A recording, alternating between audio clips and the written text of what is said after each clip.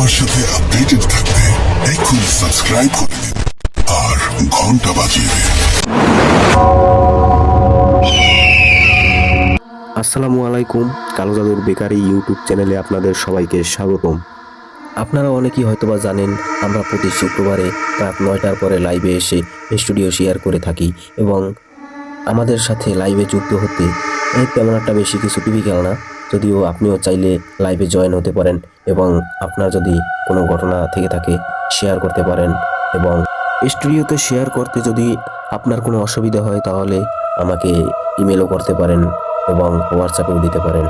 আর আমাদের এই শুক্রবারের এই স্টুডিওর মূল কারণ হচ্ছে সবাই তো বিজি থাকে এবং সবাই যে যার কর্মে ব্যস্ত, কিন্তু আমরা শুক্রবারে কিন্তু সবাই কম বেশি ফ্রি থাকি, তাই আমরা শুক্রবার রাত 9টার পরে লাইভে এসে স্টুডিও শেয়ার করে থাকি। ওয়েলকাম ব্যাক কালো জাদুর বেকারি থেকে এসআর সাব্বির boot.fm। ঘড়িতে রাত 4:27 আজকের এই এপিসোডটি আশা করি সবারই ভালো লাগবে এবং আজকের এই এপিসোডটি স্টুডিওতে শেয়ার করবেন ইস্তিয়াক। আপনি কেমন আছেন এবং কোথা থেকে বলছেন সবকিছু বলবেন এবং তারপর এই ঘটনা শুরু করবেন। আমি নারায়ণগঞ্জ থেকে বলছিলাম। ইফতিয়াক, জি, শুনতে পাচ্ছেন ভাই? আমি আপনাকে শুনতেছি, বলেন। ওকে, সো আমি বুথ এফএম আপনার যে প্রিভিয়াস অনুষ্ঠানটা ছিল, সো সেটার খুব বড় একজন ফ্যান, প্লাস আপনার অনেক বড় একজন ফ্যান এবং হচ্ছে জি ওয়েলকাম। হচ্ছে আমি আপনার বিশ্ববিদ্যালয়ের ছোট ভাই একই সাথে। ওকে, আপনি আজকে যে এপিসোডটি শেয়ার করবেন সেটা কোন জায়গার ঘটনা এবং কার কাছ থেকে আপনি সংগ্রহ করেছেন সেটা যদি একটু বলতেন শ্রোতাদের। জি, ঘটনাটা হচ্ছে একটা ঘটনা হচ্ছে আমার সাথে, আমি মূলত দুইটা ঘটনা বলবো। তার একটা হচ্ছে আমার সাথে, আরেকটা হচ্ছে আমার মায়ের সাথে, এবং হচ্ছে দুইটা ঘটনা হচ্ছে নারায়ণগঞ্জের। তাহলে আমরা কোনটা দিয়ে শুরু করছি? আমি প্রথমটা দিয়ে শুরু করতে চাচ্ছিলাম। জি প্লিজ, আপনি শুরু করেন। সো জি, আমি যখন খুব ছোট ছিলাম, আমি একদম ডিরেক্ট ঘটনাতে চলে যাচ্ছি। সো যখন খুব ছোট ছিলাম, আমার তখন 2 or 3-তে পড়ি, এক্স্যাক্টলি আমার মনে নেই, ঘটনাটা খুব স্পষ্ট ভাবে আমার মনে আছে। আমাদের বাসার পেছনে হচ্ছে, আমাদের বাড়িটা যেহেতু পুরনো আর কি, বাড়িটা হচ্ছে 80-র দশকে তৈরি করা এবং বাড়ির পেছনের জায়গাটা হচ্ছে আপনার বিশাল এক কচু ক্ষেত ছিল এবং তার সাথে হচ্ছে আমার বাড়ির পাশে হচ্ছে একটা কামরাঙা গাছ ছিল। সো বাড়ির পেছনের অংশটাতে ছিল হচ্ছে বিশাল বড় এক কচু ক্ষেত এবং হচ্ছে আমাদের বারান্দা থেকে হচ্ছে এবং বাড়ির জানালা দিয়ে হচ্ছে সেই কচু ক্ষেত, কামরাঙা গাছ সবগুলোই দেখা যেত আর কি। আমি তখন রাতের অলমোস্ট 10 থেকে 10:30 বাজে এরকম, এবং আমি হুট করে হচ্ছে বারান্দায় যাই আর কি, এবং বারান্দায় খুব একটা ভাঙা জায়গা আছে আর কি, দেয়ালের ভাঙা অংশটা। তো আমি মাথাটা বের করেছিলাম আর কি, মানে কি কারণে বের করেছিলাম আমি জানি না, বের করেছিলাম এবং বের করে যখন হচ্ছে বাম দিকে তাকালাম, তখন দেখলাম যে আসলে আমাদের যে কামরাঙা গাছটা ছিল আর কি বাড়ির, ওই কামরাঙা গাছের মধ্যে দুটো বড় বড় পা, ঝুলন্ত পা এবং সাদা কাপড় পরে, এবং আমি ওইদিকে তাকাতেই হচ্ছে দেখলাম উনিও আমার দিকে হচ্ছে তাকিয়েছে আর কি। তো এটা দেখে হচ্ছে আমি মানে প্রচন্ড রকম ভয় পেয়ে গেছি ওই সময়টাতে, যেহেতু খুব ছোট ছিলাম এবং ছোটবেলাতে এগুলো আমাদের খুব ভালো লাগে বা হচ্ছে শুনতে ভূতের গল্প একটু ভয় পেয়ে যাই আমরা, তাই না? তো এই ব্যাপারটা হচ্ছে একই সাথে হচ্ছে মানে আমি যেহেতু মানে বুথ এফএম অনেক পছন্দ করতে পারি, খুব জাতীয় এরকম তো এরকম ঘটনা এক্সপিরিয়েন্স করবো ভাবিনি, এবার হুট করে যখন দেখলাম তখন হচ্ছে চিৎকার মেরে বসে এক কথায় আর কি। হ্যাঁ, চিৎকার মেরে হচ্ছে আমি বারান্দার থেকে আমার ঘরে চলে আসি, এখন আমার মায়ের কাছে বলি আর কি, পরিস্থিতি ঠান্ডা করার চেষ্টা করে এবং হচ্ছে তখন বারান্দার দরজাটা অফ করে দেয় আর কি।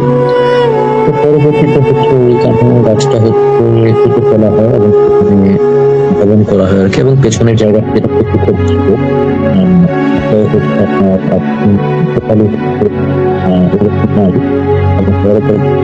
উঠে গিয়েছে। সো এই ছিল হচ্ছে আমার ঘটনা আর কি।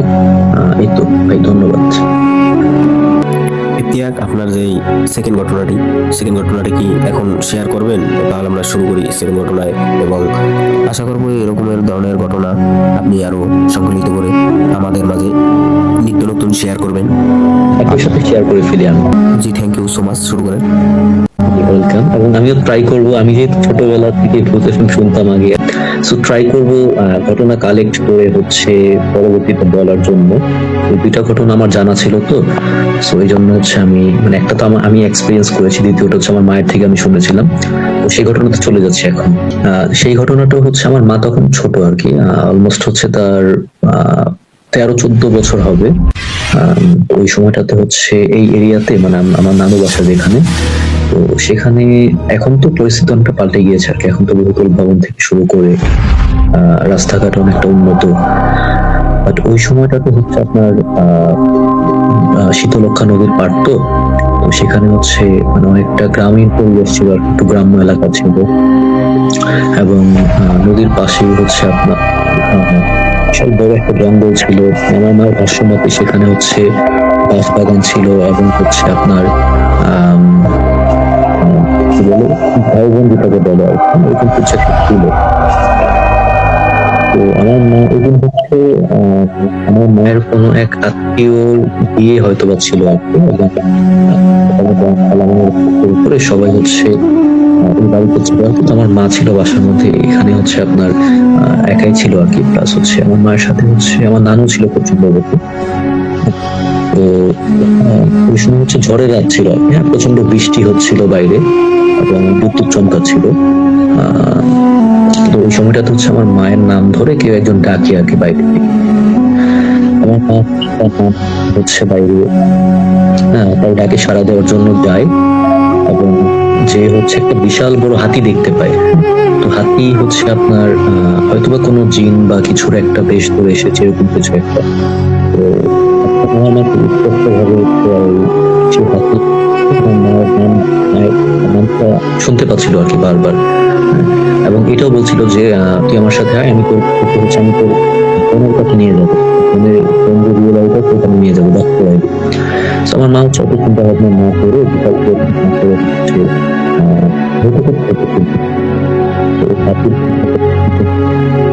এবং সেই হাতিটা মানে আমার মার ভাষ্যমতে এত বড় হাতি হচ্ছে উনি কখনো দেখেনি।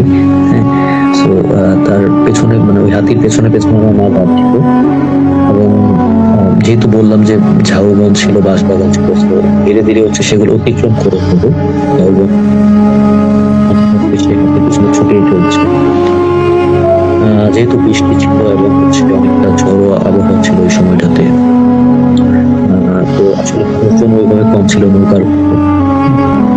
আমার মনে হয় মাঝে মাঝে আপনি মাইক্রোফোন থেকে একটু দূরে চলে যাচ্ছেন, তাই আপনার কথাটা ভালো ক্লিয়ারলি শোনা যাচ্ছে না। যদি আপনি একটু এক জায়গা থেকে পারফরমেন্স করতেন তাহলে ভালো হতো আর কি। এখন এখন ক্লিয়ারলি শোনা যাচ্ছে? জি জি, একদম ক্লিয়ার, লাউড অ্যান্ড ক্লিয়ার। ওকে, ঠিক আছে। আমি স্পিকারটা সামনে নিয়েছি তো হোপফুলি এখনো সমস্যা হবে না। তো যে ঘটনাটা বলছিলাম আর কি, আমি জানি না কোন পর্যন্ত শোনা গিয়েছে, তো আমি আরেকবার একটু রিপিট করি। সেটা হচ্ছে মানে ওই হাতির ডাকের সাথে সাথে আমার মা হচ্ছে সেই হাতির সাথে চলে যায় আর কি। তো সেখানে চলে যাওয়ার পরে হচ্ছে আপনার ওইখানে বাঁশ বাগান ছিল, ঝাউবন ছিল, তারপর হচ্ছে নদী। তো সেই ঝাউবন বাঁশ বাগান হচ্ছে অতিক্রম করে একটা সময় পর হচ্ছে তিনি মানে হাতিটা হচ্ছে নদীর দিকে অগ্রসর হচ্ছিল এবং আমার মা হচ্ছে কোনো রকম বিচার বিবেচনা না করে একদমই পিছনে ছিল আর কি হাতি। যেহেতু বলছিল যে তার বোনের সাথে দেখা করিয়ে দিবে আর কি। তো একটা সময় পরে হচ্ছে উনি নদীতে নেমে যায়, হাতিটাকে অনুসরণ করে নদীতে নামে এবং নদীতে নামতে নামতে একটা সময় হচ্ছে তার বুক পর্যন্ত আর কি নেমে যায় আর কি। এমন সময় হচ্ছে ওখানে হচ্ছে আমার নানা ভাই আর কি নৌকা পার হচ্ছিল। উনি হচ্ছে পাখির একটা অফিসে জব করতে, তো সে রাত্রেবেলা ব্যাগ করতে দেরি হয়ে গিয়েছিল, ওই সময়টা ছিল। তো নৌকার যাত্রীও তো আমার নানা হচ্ছে দূর থেকে যখন দেখছিল যে একজন মেয়ে হচ্ছে নদীর দিকে অনেকটা অগ্রসর হচ্ছে আর কি, তো উনি পেছন থেকে ডাক দিয়েছিল। উনি জানতো না যেটা তার মেয়ে বা হচ্ছে আমার মা।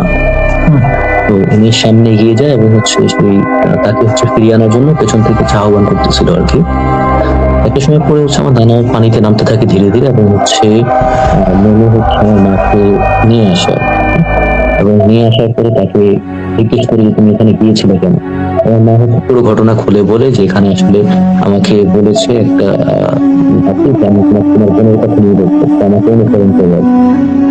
তো ওই অনুসরণ করে হচ্ছে আমি হাতির পিছু নিয়েছিলাম এবং হচ্ছে হাতি বলেছিল আমাকে আমি তোমাকে তোমার বোনের সাথে দেখা করিয়ে দেবো। এই জন্য হচ্ছে আমি কিছু কিছু ছিলাম আর কি, এবং পিছু নিয়েছিলাম, তার সাথে যাচ্ছিলাম আমার বোনের সাথে দেখা করার জন্য। সো ফরচুনেটলি হচ্ছে আমার নানা ভাই সেখানে উপস্থিত ছিল। ভাগ্যের একটা বিষয় ছিল তার জন্য। আমার মা এটা বলে হয়তো বা ওই দিন নানা ভাই না থাকলে বা ওনাকে ফিরিয়ে না আনলে হয়তো বা উনি ওই সময় হচ্ছে অন্যরকম ঘটনা হতে পারতো আর কি।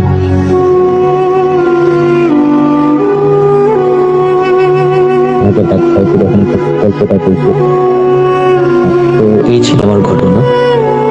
জানি না কতটুকু ভালো লেগেছে শ্রোতাদের। জি, আশা করি শ্রোতাদের খুবই ভালো লেগেছে এবং আমার ভালো লেগেছে। যদি আপনি আসলে আমরা পরিবারের যে কোনো কারো কাছ থেকে কোনো ঘটনা শুনলে সেটা অস্বাভাবিক কিছু হলেও আমরা বিশ্বাস করতে পারি, কিন্তু আমরা স্টুডিওতে যেসব ঘটনা শেয়ার করে থাকি, ধরেন আমি আপনাকে কিছু ঘটনা শেয়ার করলাম বা আপনি আমাকে কিছু ঘটনা শেয়ার করলেন, সেটা আপনাকে তো এখনো অনেকে চিনে না, কিন্তু এটা বিশ্বাস করতে পারে, অনেকে বলতে পারে যে বানাইছে বা এরকম কিছু বলতেই পারে, স্বাভাবিক। তো এই বিষয়ে আপনার মন্তব্য কি? আসলে প্রথম ঘটনা তো হচ্ছে আমার সাথে এবং আমি স্পষ্ট মনে করতে পারি ওই ঘটনা। জি, আমি আপনার ঘটনার কথা বলছি না, আমি বলছি ওভারঅল ভূত.com এর ঘটনার কথা। আচ্ছা আচ্ছা, না আমি মনে করি যে আসলে ভূত.com-এ যারাই অতিথি হিসেবে আসেন তারা চেষ্টা করেন একদমই অথেন্টিক ঘটনাগুলো শেয়ার করার জন্য। যেমন আমিও চেষ্টা করেছি একদম অথেন্টিক যে ঘটনা দুটো ছিল, একটা হচ্ছে আমার সাথে, একটা আমার মায়ের সাথে। সো দুইটাই একদম হচ্ছে প্রকৃত ঘটনা, এটা আসলে এখানে অন্য তেমন কিছু ছিল না। সো আমি মনে করি যারাই হচ্ছে ভূত.com-এ আসেন বা স্টোরি শেয়ার করেন, সো তারা সবাই ট্রাই করেন মোর অর লেস হচ্ছে একদম প্রকৃত ঘটনাগুলো শ্রোতাদের কাছে শেয়ার করার জন্য। সো এই ছিল আমার মন্তব্য। জি, অনেক অনেক ধন্যবাদ আপনাকে এবং আশা করি ভালো থাকবেন এবং আবারও ফিরবেন আমাদের মাঝে নতুন ঘটনা সংকলিত করে আমাদের সাথে শেয়ার করবেন, এবং এই বলি আপনাকে বিদায় দিচ্ছি। আল্লাহ হাফেজ। আসলে আমার এটির এই ধরনের ঘটনার আসলে অভিজ্ঞতা অনেক বছর ধরে, কারণ আমার ডায়েরিতে এই ধরনের অনেক অনেক ঘটনা আছে এবং আমার ইমেলও রাখা আছে, কিন্তু আমি কখনো শেয়ার করিনি। কিন্তু হঠাৎ মনে হলো যে আপনাদের মাঝে কিছু ঘটনা শেয়ার করি, সবাই জানুক ঘটনা এবং সবাই সব কিছু বুঝুক যে আসলে এই ধরনের কোনো ঘটনা ঘটতেই পারে, স্বাভাবিক। প্রিয় শ্রোতারা, আপনারা কে কোন জায়গা থেকে ঘটনাটি শুনছেন এবং ঘটনাটি কার কেমন লেগেছে আপনারা কমেন্ট বক্সে জানাবেন, এবং এরকমের ধরনের ঘটনা যদি আপনাদের শেয়ার করার মতন থাকে তাহলে আমার ইমেল অ্যাড্রেসে পাঠাতে পারেন, এবং আমার হোয়াটসঅ্যাপ নাম্বার কমেন্ট বক্সে দেওয়া থাকবে, আমার হোয়াটসঅ্যাপেও পাঠাতে পারেন। ভাইরাল চেহারা থেকে পথ হারিয়ে ফেলছেন না তো? জি হ্যাঁ, সবার সাথে আপডেটেড থাকতে এখন সাবস্ক্রাইব করে দিন আর ঘন্টা বাজিয়ে দিন। আসসালামু আলাইকুম, কালো জাদুর বেকারি ইউটিউব চ্যানেলে আপনাদের সবাইকে স্বাগতম। আমরা এতক্ষণ শুনছিলাম ইসিয়াকের ঘটনা। এবার আমাদের সাথে যুক্ত হয়েছেন রুবেল আহমেদ। রুবেল আহমেদ, আপনি কীরকম রিলেটেড ঘটনা বলতে চাচ্ছেন এবং আপনি কোথা থেকে বলছেন এবং আপনি কার কাছ থেকে এই ঘটনা সংগ্রহ করছেন এবং আপনার এই ঘটনা কোন জায়গার সেটা বিস্তারিত দিবেন, তারপরে এই ঘটনা শুরু করবেন। জি, আসসালামু আলাইকুম। ওয়ালাইকুম আসসালাম। আমি ময়মনসিংহ বিভাগ থেকে বলছি। আজকে যে ঘটনাটি শেয়ার করতে যাচ্ছি এটা আমার নানুর সাথে ঘটা একটি সত্য ঘটনা, মানে পুকুর কেন্দ্রিক একটি ঘটনা। মানে যারা গ্রামীণ ঘটনা পছন্দ করেন ঘটনাটি অবশ্যই তাদের ভালো লাগবে আশা করি। এটা হইতেছে ময়মনসিংহ সদরের কোন একটা গ্রামের ঘটনা। আমি সংযত কারণে গ্রামের নামটি উল্লেখ করছি না। এই ঘটনাটি যার সাথে ঘটে গেছে তিনি আমার নানি, ছোট নানি। তার নাম ছিল সুলতানা। সময়টা 2006 কিংবা 7 সালের দিকের ঘটনা। এখনকার মতো তখন গ্রামে এতটা আধুনিকতার ছোঁয়া ছিল না। এখন যেরকম পাম্প কিংবা টিউবওয়েলের প্রচলন, ঠিক ঠিক সেই সময় গ্রামের প্রত্যেকটি বাড়িতে আপনার এই পানির জন্য বড় একটি পুকুর থাকতো। এই পুকুরে মানুষ গোসল, কাপড় কাচা থেকে শুরু করে দৈনন্দিন সব কাজই পুকুরের মাধ্যমে করত। তো আমাদের নানা বাড়িতে তেমনি একটি বড় একটি পুকুর ছিল। পুকুরের পশ্চিম পাশে ছিল একটি ঘাট এবং তার ঠিক বিপরীত সাইডে মানে পূর্ব পাশে ছিল একটি আপনার খেজুর গাছ, পুরোনো খেজুর গাছ। একদিন দুপুরে নানি গোসল করতে পুকুরে যান। গোসল করতে করতে তার চোখ যায় খেজুর গাছের নিচে। যখন তার চোখটা খেজুর গাছের নিচে যায়, তিনি হঠাৎ দেখতে পেলেন যে খেজুর গাছের নিচে কলস জাতীয় কিছু একটা সেখানে চক্কর করছে। নানি সেখানে কৌতূহলবশত গেলেন এবং দেখতে পেলেন যে সেখানে একটি কলস, এবং তিনি যখন কলসটা ছুটে গেলেন তখন কলসটা জড়িয়ে পুকুরের ভিতরে পানিতে পড়ে গেল। তিনি হয়তো ভাবলেন যে কান্নাকার কলস হয়তো এখানে রেখে গেছে। তিনি পানিতে নেমে প্রায় অর্ধেক পুকুর খোঁজাখুঁজি করলেন, কিন্তু সে কলসটি পেলেন না। তিনি যথারীতি গোসল শেষে বাসায় চলে আসলেন। যখন রাত হলো তখন তিনি স্বপ্নে দেখেন একজন লম্বা জিহ্বা পরা লোক অন্ধকার থেকে বের হয়ে আসছে এবং নানিকে কি যেন একটা বলছে। সে নানিকে নাম ধরে ডাকছে এবং বলছে যে আজ তুমি যা করছো কাজটা ঠিক করো। তো নানি প্রথমে এটাকে দুঃস্বপ্ন উড়িয়ে দেন। পরদিন তিনি সেই একই স্বপ্ন দেখেন। একজন লোক তাকে এসে বলছে যে তুমি আজ যা করেছো কাজটা ঠিক করো। তো নানি চিৎকার দিয়ে ঘুম থেকে উঠে বসলেন। পাশে নানা ছিলেন। তো নানা তাকে বললেন, নানা বললেন যে হয়তো দুঃস্বপ্ন।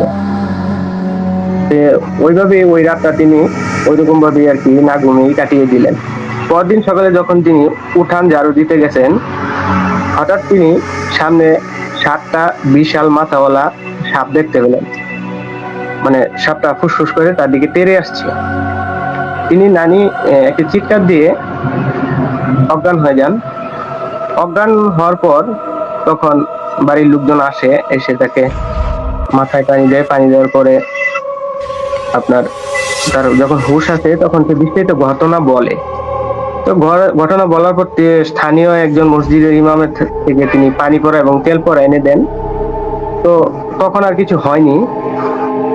তখন এক রাত পরে দ্বিতীয় রাতে তিনি আবার স্বপ্নে দেখেন সেই জুব্বা পরা লোকটা এসেছে এবং তাকে সরাসরি বলছে যে তোর বড় মোরগটা আমাদেরকে দিবি।